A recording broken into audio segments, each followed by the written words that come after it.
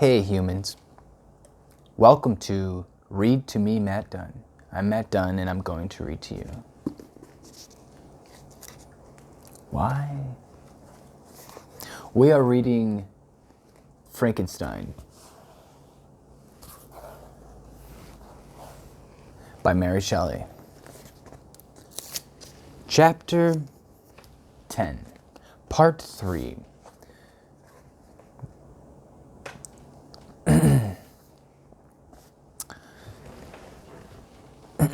Being thus provided, I resolved to reside in this hovel until something should occur which might alter my determination.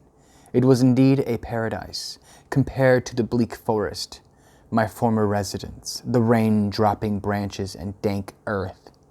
Yo, that dank earth! I ate my breakfast with pleasure, and was about to remove a plank to procure myself a little water, when I heard a step, and looking through a small chink, I beheld a young creature with a pail on her head, passing before my hovel. The girl was young and of gentle demeanor, unlike that I have since found cottagers and farm servants to be.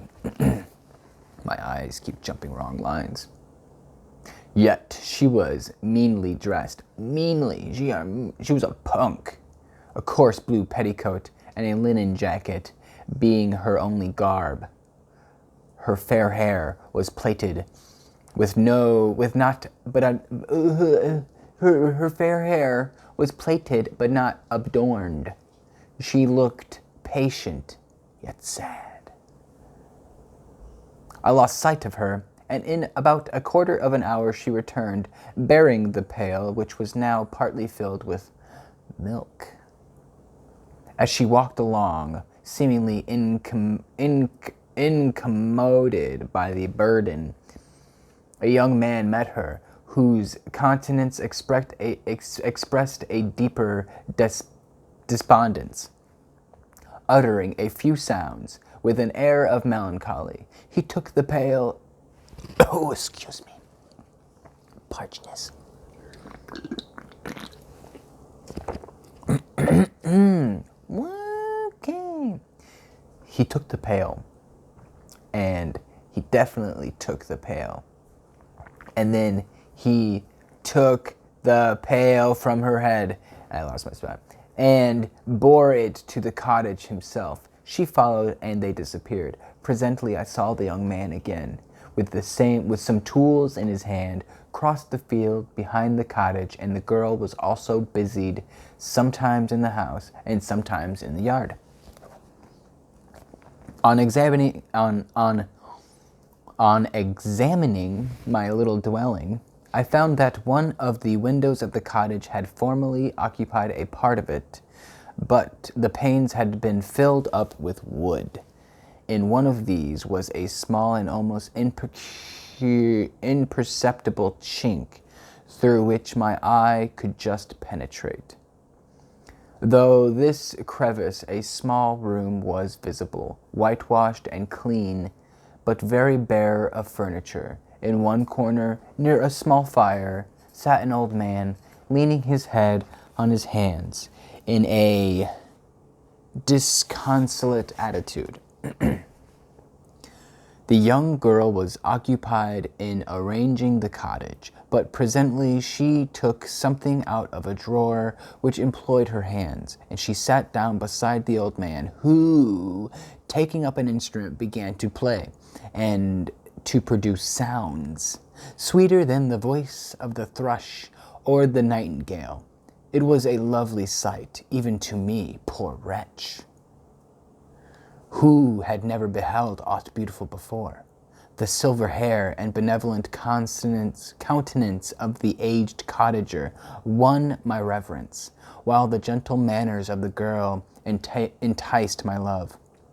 He played a sweet mournful air, which I perceived drew tears from the eyes of his amiable companion, of which the old man took no notice, until she sobbed audibly. He then produced a few sounds, and the fair creature, leaving her work, knelt at his feet.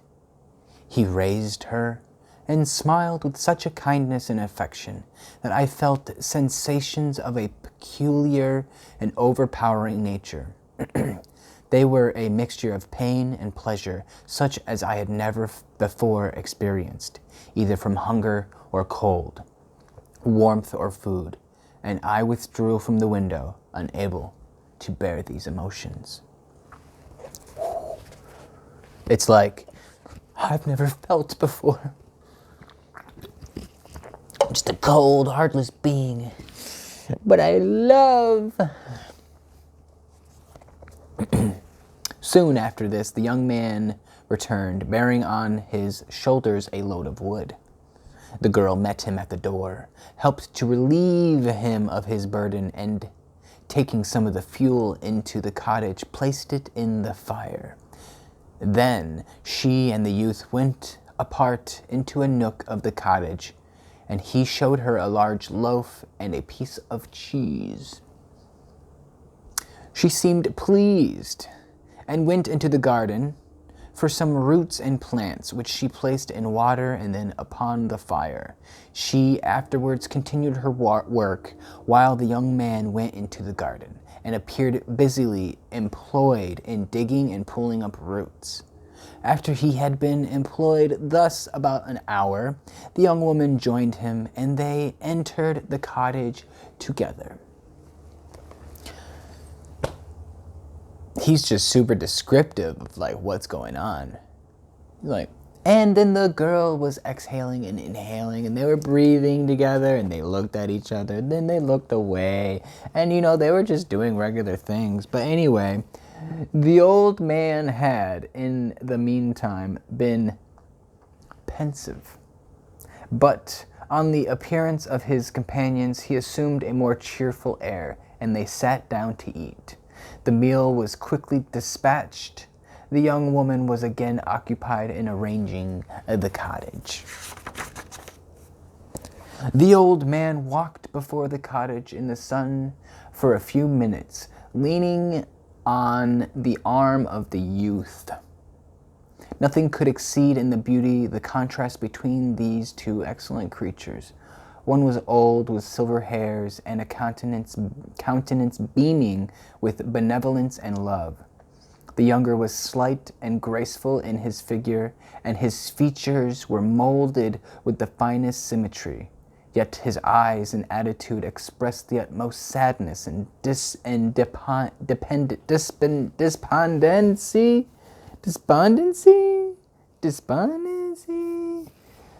despondency.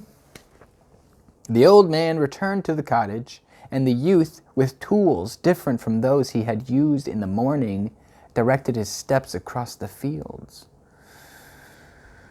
Night quickly shut in, but to my extreme wonder I found that the cottagers had a means of prolonging light by the use of tapers, and was delighted to find that the setting of the sun did not put an end to the pleasure I experienced in watching my human neighbors. In the evening, the young girl and her companion were employed in various occupations which I did not understand, and the old man again took up the instrument which produced the divine sounds that had enchanted me in the morning. So soon as he had finished, the youth began, not to play, but to utter sounds that were monotonous, and neither resembling the harmony of the old man's instrument, nor the songs of the birds. I since found that he read aloud, that at that time I knew nothing of the science of words or letters. The family, after having been thus occupied for a short time, extinguished their lights and retired, as I conjectured, to rest. Guess we just learned where someone learned how to speak. Isn't that a great thing? Isn't that like a great thing? I think it's a great thing. Amazing. Amazing. This is nice. I'm enjoying this story. This is intense because you got this thing this creature, as they call him, the and thus, he is just like this brand new learning thing, and of course he's totally conscious, like really in the moment of discovering these for the first time. As a child, you just like, you're discovering it and you forget, and then you grow up just knowing that you know things. But now it's like just new experiences, bro. New experiences, like hang gliding for the first time. Never done it, but I hear people love it. Intense stuff. Well, all right, if you wish for me to continue to read, please check out more of my videos. Like, subscribe, and comment down below, and we will be friends, I promise.